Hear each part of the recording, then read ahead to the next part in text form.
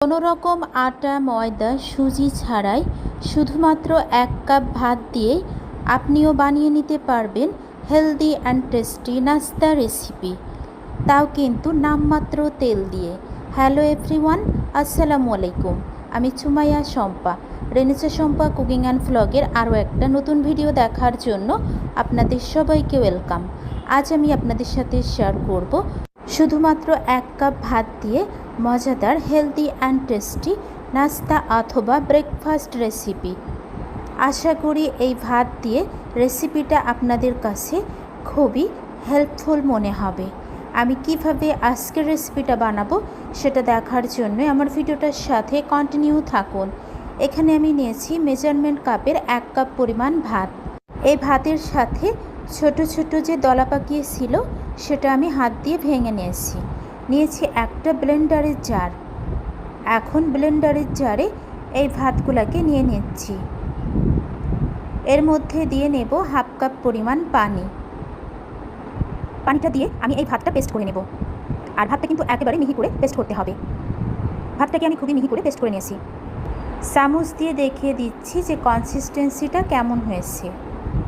এখন নিয়ে নেব একটা ছাঁকুনিতে পেস্ট করে নেওয়া এই ভাতটা আমি ছেঁকে নেব, যেন ভাতের এক্সট্রা কোনো অংশ এই ব্যাটারের সাথে মিশে না থাকে। এই জারটাতে হালকাভাবে ভাতের পেস্ট লেগেছিল, তাই আমি সামান্য একটু পানি দিয়ে নিয়েছি। এখন এটাকে ছেঁকে নিচ্ছি।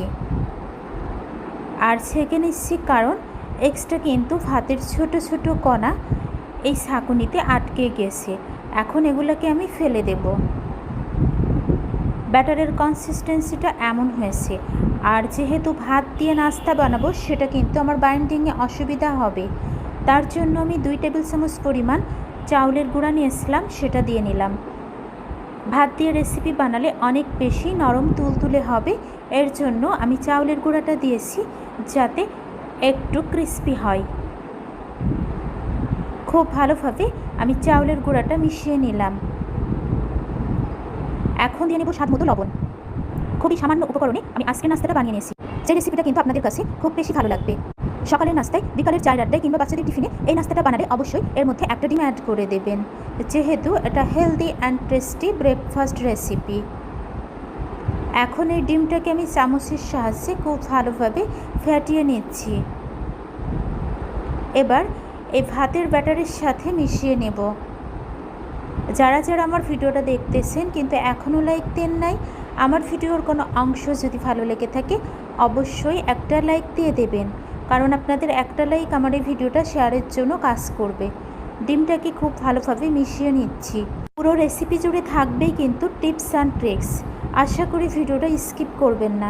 স্কিপ করলে যে কোনো একটা টিপস মিস্টেক করে যাবেন, আর তখন আপনি রেসিপিটা বানাতে গেলে পারফেক্টভাবে বানাতে পারবেন না। এই পর্যায়ে আমি দিয়ে নিচ্ছি 2 টেবিল চামচ পরিমাণ সয়াবিন তেল। তেলটাকেও চামচ দিয়ে খুব ভালোভাবে মিশিয়ে নিচ্ছি। ডিমটা দেওয়ার কারণে কিন্তু খুব দারুণ একটা কালার চলে এসেছে। আর যতটা ভালোভাবে মেশাবেন নাস্তাটা কিন্তু ততই বেশি সফট হবে। এই নাস্তাটা কিন্তু খেতে অসম্ভব মজা হয়েছিল। আপনি যদি আপনার বাচ্চাকে হেলদি অ্যান্ড টেস্টি কোনো রেসিপি খাওয়াতে চান অবশ্যই কিন্তু 1 কাপ ভাত দিয়ে এই নাস্তা রেসিপিটা একবার হলেও ট্রাই করবেন। কনসিস্টেন্সিটা ঠিক এরকম হয়েছে। এখন চলে যাচ্ছি ফাইনালি রেসিপিটা বানানোর জন্য।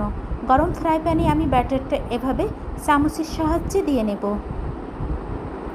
ব্যাটারটা দেওয়ার পর ব্যাটারটাতে কিন্তু আর চামচ দিয়ে ঘোরানো যাবে না। ফ্রাই প্যানটাকে আমি এইভাবে ঘুরিয়ে নিচ্ছি, তাহলে নাস্তাটা অনেক বেশি জালিদার হবে। আর এখানে যদি আমি চামচ দিয়ে ঘুরিয়ে নিতাম এই নাস্তাটা কিন্তু জালিদার আর ফ্লাপি হতো না। দেখতে পাচ্ছেন আস্তে আস্তে জালি উঠতে শুরু করেছে। আর এর টেস্ট যে এতই ভালো হয়েছিল, বাসাতে যদি আপনারা ট্রাই করেন তাহলে বুঝতে পারবেন। মাশাআল্লাহ, নাস্তাটা কিন্তু অনেক বেশি সুন্দর হয়েছে। এখন আমি স্প্যাচুলার দিয়ে এটাকে উঠিয়ে নেব। আপনারা যদি এভাবে ভাত দিয়ে কখনোই নাস্তা রেসিপি বানিয়ে না থাকেন অবশ্যই কিন্তু একবার হলেও আমার এই রেসিপিটা ট্রাই করতে পারেন। এতটাই টেস্টি আর লোভনীয় হয়, সেটা বাসাতে না বানালে বুঝতে পারবেন না। একটা নাস্তা রেসিপি আমার বানিয়ে নেওয়া হয়ে গেছে, সেমভাবে আমি আরেকটা দিয়ে নিচ্ছি। আর